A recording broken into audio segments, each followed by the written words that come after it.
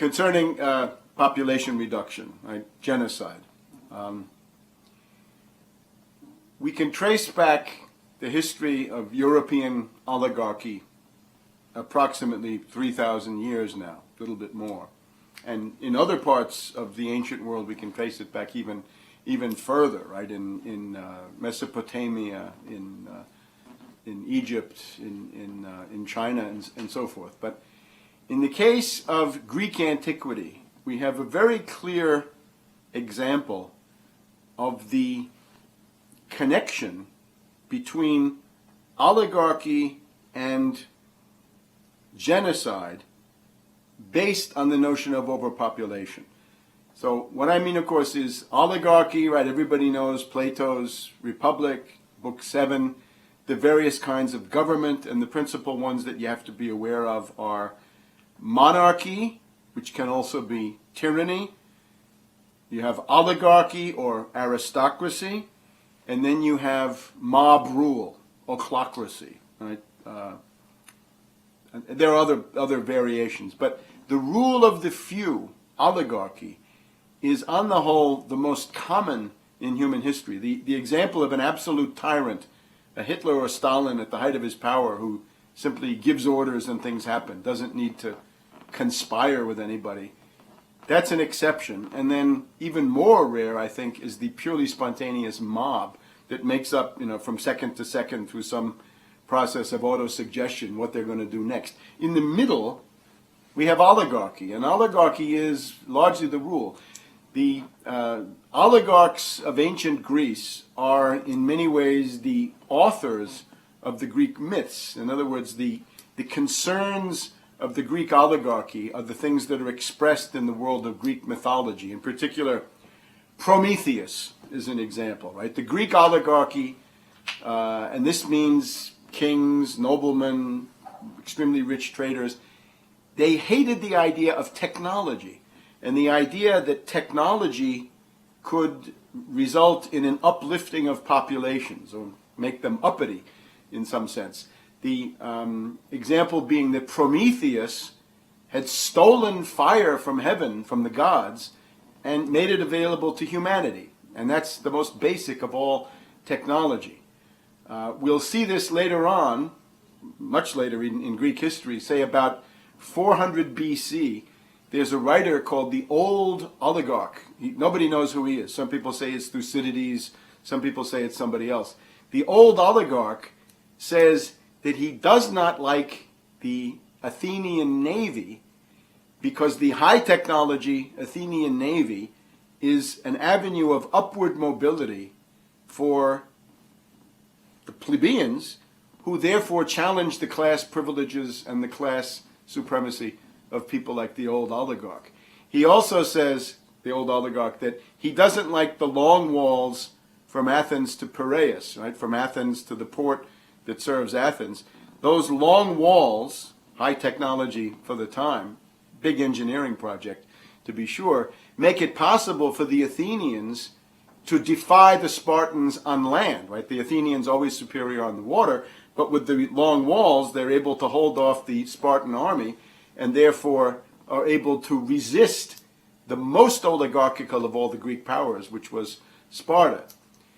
But now let's get to the population part. The technology part, which we've just discussed, obviously has a lot to do with it, because the oligarchs hate technology. And if you hate technology, you're already then in a zero-growth world, and if there's no technological progress, you're going to have scarcities. Right? This is the existential ontological predicament of every kind of human society, is that you have got to realize progress or you will collapse.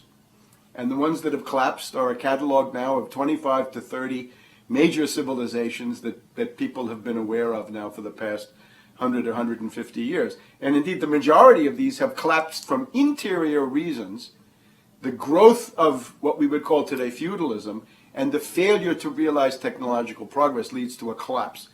But then there's specifically the aspect of population. When we look at the writings of the archaic Greek poet Hesiod, we find that the Greek oligarchy, which speaks to some degree to us through Hesiod, was of the opinion that the Greek world and the Mediterranean world was overpopulated in 1000 BC. This is an astounding finding. 3,000 years ago, the oligarchy thought that there were too many people in Greece, too many people in Asia Minor, Anatolia, too many people in the Greek islands, too many people in the Eastern Mediterranean, Egypt, and so forth. And the story goes like this. The Trojan War. Why did there have to be a Trojan War? Now, people know this is the war that goes on for 10 years, thousands and thousands and thousands of dead, a hecatomb, right? A complete massacre of the Greeks and the Trojans, the Asians and the corresponding Greeks. So Hesiod tells the story of why there had to be a Trojan War. And the story is that Zeus, the king of the gods, and Themis, a goddess of great antiquity, come together and they look down at the earth and they say, there are too many men, too many humans who are oppressing the breast of Mother Earth. There are too many humans that are pressing down on Mother Earth. And among them, there are some that stand out. And these are the demigods, that is to say, the race of beings that result from the union of a god, a goddess, with a human man or woman, right? Hercules being the most famous, but all kinds of people participating in the Trojan War are actually these demigods. So the conclusion is that Zeus and Themis say the only solution to the problem of overpopulation in the year 1000 BC or 1100 or thereabouts is to have a colossal war and to inflict genocide on this entire part of the world. And these are the fragments of Hesiod. They're picked up in other Greek writers, Roman writers later on. But what you see from this is a very important thing. The oligarchy is not convinced by findings or statistics or a survey of the world that the world is overpopulated. The oligarchy has to believe that the world is overpopulated simply because they are oligarchs. In other words, it's a structural feature of being an oligarch that you hate technology, because technology, once again, is that avenue of upward mobility that would allow somebody to challenge your status as an oligarch, right? If you're an oligarch, you say, I get to rule. Why should you get to rule? Are you smarter than this guy over here? I have a technician who can do things you can't do. Why should you rule? What is it about you that means that you should rule? Well, my family, my antiquity. Maybe that's not good enough. If we have a society where people believe in technology and science, they will not tolerate oligarchical domination. As a matter of fact, there's a document that I've been trying to find for years called the Rappaport Report, which came out in the mid-1960s.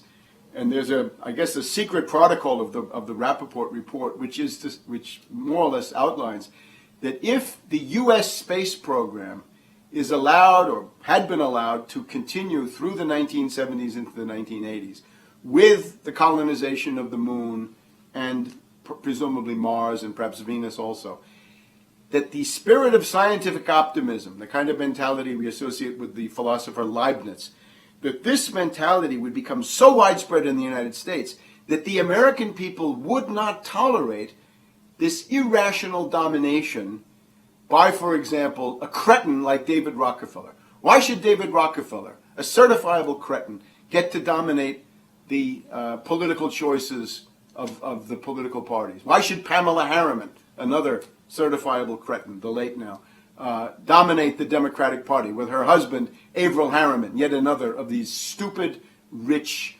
oligarchs, right? The stupid sons and daughters of rich men. Why should this be done? If you have scientific optimism, oligarchy is no longer tenable. So that's one side of it. But then there's the other side. The overpopulation seems to grow out of the quest of the oligarch to find a way to define other people as subhuman or non-human.